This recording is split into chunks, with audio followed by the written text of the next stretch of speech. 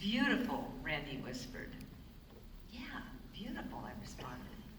And when the camera set its lens on Rhett Butler, yes, he was dashing, but Scarlett O'Hara was the mystery we wanted to unravel.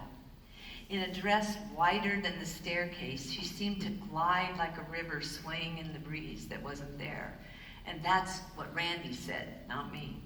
And as for Rhett Butler, like Randy and I, he too was a goner. Watching Scarlett O'Hara was like sharing a secret moment in the present. There was no was. There was only is. She was is. We didn't notice we were sharing Scarlett O'Hara and Rhett Butler with 20 Alzheimer's patients living in various states of cognizance. And as the video cassette projected the wonder of her protracting and contracting on a dime, Rhett took her in his arms, pleading, "Here's a soldier of the South who loves you, Scarlett, wants to feel your arms around him, wants to carry the memory of your kisses into battle with him. Never mind about loving me. You're a woman sending a soldier to his death with a beautiful memory. Scarlett, kiss me, kiss me, kiss me, once." There was no opportunity for the flitty black-haired beauty to say no, and in the flash of an instant, Clark Gable, the king of Hollywood, stopped making an effort to play the role of Rhett Butler, and instead he followed the urge of his pulsating heart. There was no right way to act like a man in love, and there was no direction from the director that would make a difference.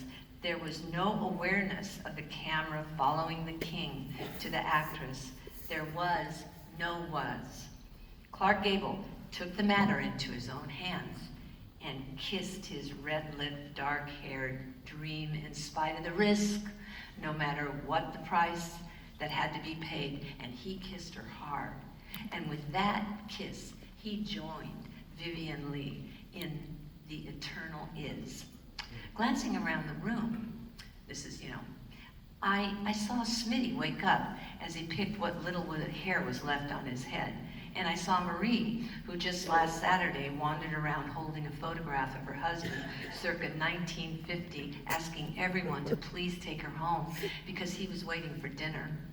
But that was nothing compared to the bowl of pudding she threw at her best friend Ellie at the Sunday morning bingo game.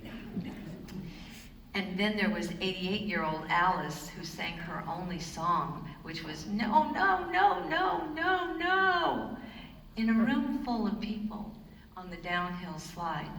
I thought, who isn't on a downhill slide of one sort or another?